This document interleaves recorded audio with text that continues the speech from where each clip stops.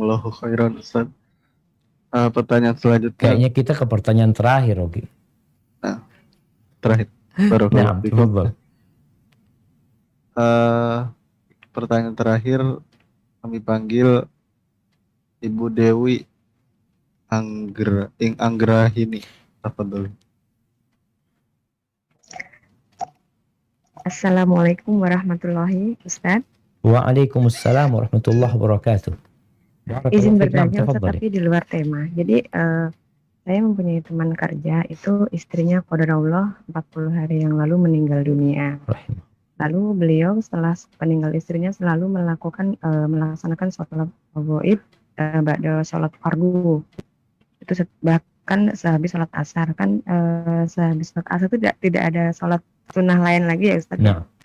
Nah itu terus menjadi perdebatan di antara teman-teman kerja kami. Jadi ada yang menyarankan bahwa lebih baik doa saja, itu udah sampai, nggak usah pakai sholat itu. Cuman beliaunya sepertinya kekeh bahwa itu adalah wujud untuk mendoakan istri beliau yang dicintainya itu. Nah itu bagaimana Ustadz? Yang pertama. Yang kedua mengenai apa Ustadz? Ketika Rasulullah menancapkan daun kurma ya Ustadz ya, yang untuk kurma itu. Apa namanya itu, meringankan siksa kubur itu ya Ustadz. Nah itu kan kebanyakan saudara kami masih kalau ziarah kubur masih memakai air yang dikasih bunga air ya Ustadz ya, intinya jadi bunga atau ditancapin apa begitu terus dikasih air dengan tujuan itiba mengikuti Rasul gitu, biar untuk meringankan mayit gitu, jenazah gitu kan. Nah itu ketika kita bilangin tapi ada perdebatan gitu Ustaz, nanti gimana, kita kan mengikuti Rasul tapi caranya berbeda begitu. Dengan kefakiran ilmu saya berdebat, tapi ya takut saya salah, lebih baik saya menanyakan kepada Ustaz. Siap. Itu aja Ustaz. Jazakallahu khair, barakallahu Masyaallah, Baik, subhanallah jemaah. Jadi bagaimana seorang suami kayaknya cinta banget sama istrinya itu suami, sampai dia setiap hari mensolatkan ghaib buat istrinya yang meninggal dunia. Ini tidak lain karena kecintaan dia kepada istrinya. Ada suami-suami yang istrinya meninggal dunia, pagi hari, malam sudah lamaran dia. Sudah selesai karena dia, ya udah selesai urusan istrinya. Baik. Bagaimana sikap suami yang mencintai istrinya? Contohlah Nabi kita Muhammad alaihi salatu wassalam. Bagaimana kecintaan beliau kepada Khadijah radhiyallahu ta'ala.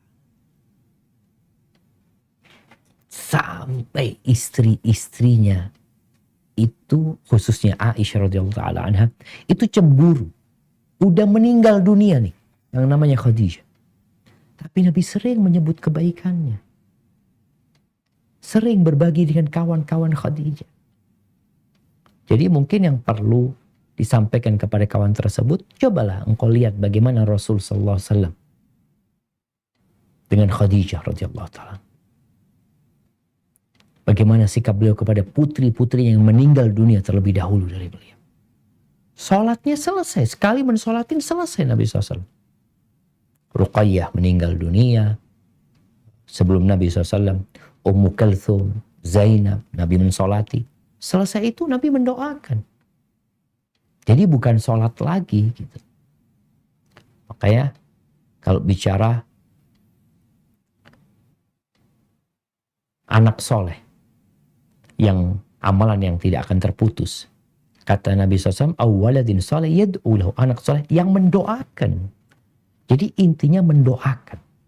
Sholat sudah selesai. Engkau kenapa sholat ghaib? Sholat ghaib itu untuk jenazah yang tidak ada. Ini kalau jenazahnya ada dan sudah disolatin, ya selesai sudah engkau mensolatin. Memang Nabi SAW pernah mensolatin di kuburan ya. Beliau sholat di kuburan karena Nabi belum sholat. Dan sahabat akhirnya mengikuti Nabi SAW. Cuma untuk berkaitan doa, itu yang seharusnya didoakan. Tidak bicara 40 hari, tidak bicara 60 hari, sampai kapanpun terus doakan istri. Mungkin digugah hati lelaki tersebut untuk melihat bagaimana Rasul SAW sikapnya terhadap meninggalnya Khadijah atau meninggalnya putri-putri beliau yang tercinta. Adapun yang kedua berkaitan dengan menyiram kuburan, membawa kembang ke kuburan, atau menanami kuburan ya dengan alasan mengikuti atau tiba Rasul SAW. Jadi Nabi alaihi salatu wassalam sampaikan kepada mereka, apalagi mereka kalau datang ke Baqi ya, di Baqi itu nggak ada pohon kurma. Jadi bukan berarti yang terjadi di masa Nabi SAW itu Nabi memberikan syafaat. Syafaat yang Nabi berikan kepada dua orang itu tidak selama-lamanya. Tapi syafaat itu hanya sampai keringnya dahan ini. Dan para sahabat tidak mengikuti Nabi SAW. Karena mereka tahu ini khusus buat Nabi. Bukan berarti setelah kejadian itu akhirnya para sahabat ambil pelepah kurma, dia taruh di kuburan bapaknya, taruh kuburan ibunya. Tiap hari pasang itu ya. Apalagi mungkin nggak mau capek, udah kita daripada capek tanam pohon kurma aja. Kan nggak mati-mati pohon kurma. Tidak. Mereka tidak melakukan itu. Mereka tahu itu kekhususan Nabi SAW. Itu syafaat dari Rasulullah SAW. Sedangkan kita nggak tahu dengan kondisi yang di sana. Kalau kita datang ziarah kubur, fokus mendoakan. Jadi ziarah kubur itu manfaatnya buat kita sama buat yang mati. Manfaat buat kita dengan kita mengingat kematian. Manfaat buat yang mati dengan kita mendoakan. Ketika kita bicara kita kasih bunga, apakah akan berdampak dengan yang di dalam? Kalau memang seperti itu, tentunya di kuburan-kuburan para sahabat dahulu, mereka akan ittiba Nabi, kalau bahasanya ittiba kepada Nabi SAW.